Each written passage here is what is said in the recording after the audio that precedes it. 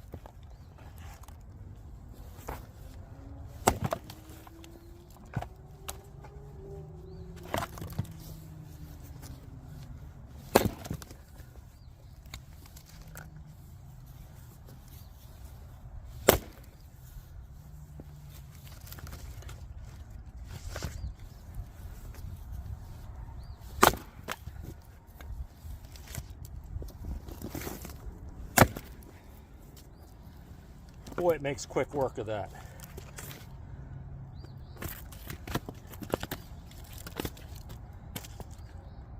You guys know I like my firewood small for bundles.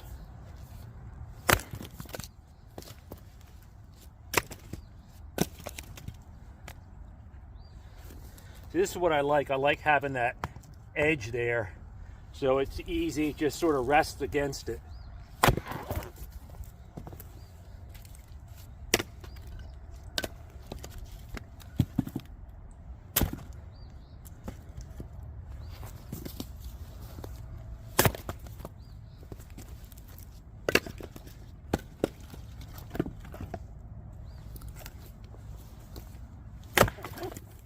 And as Casterman himself would say, you really don't have to swing this.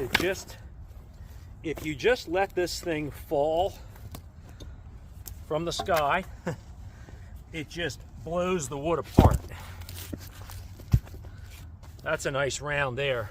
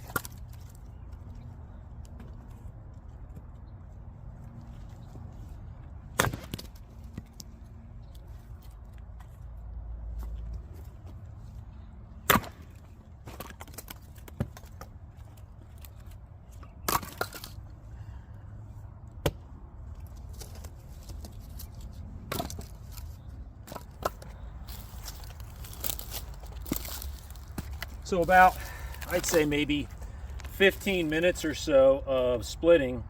Got a nice little pile. Love using the Casterman 5-pound Timberpilot. It just, you know, you saw what it was doing. A number of these pieces had nasty knots in them. In fact, there's a piece there where the knot was actually embedded in there, and it just blew that apart. So still getting used to it. I'm still probably swinging too hard when I don't need to, but that'll just take time, and I've got plenty of wood left to split, so I'll get plenty of practice in. So this wood is going right into the bundle bags. I've been checking the moisture content, and thanks a lot, Paul from Gel and Outdoors. You gave me a tip to push the probes of the moisture meter in a little bit farther into the wood to get a more accurate reading. And it was probably on average about 1% higher than just touching the surface. So that was good advice. But still, I'm hovering somewhere between 19 and 21% for all this wood. I split some the other day just to test it out. So I want to go ahead and bundle it up into the bundle bags, get the kindling in there, and just put it on a drying rack in the back of the property that is in full sun. Leave it there for a few weeks. I think it's going to be ready to go. So thanks a lot. Thank you, Casterman, for building an amazing, amazing tool. I'm going to put a link to Casterman's company, Casterman Axe and Tool Company. He's on Facebook. You can contact him directly through there to place orders. I cannot recommend his axes highly enough. He has a range of them. He has a camping forestry axe, which is really nice, and of course these Timberpilots for splitting are bar none just the best I've ever seen. Amazing quality. What I would consider to be, you know, a lot of people say it's great to have a lifetime tool. I think these are multi-generational tools that he's building. The quality is just so good. And when you go onto his channel, YouTube channel, watch him build these things, he puts everything into it. He puts a lot of art and science into it, and the result is really, really amazing. So I can't recommend them highly enough. Until next time, John here from Catbird Hill. Take care.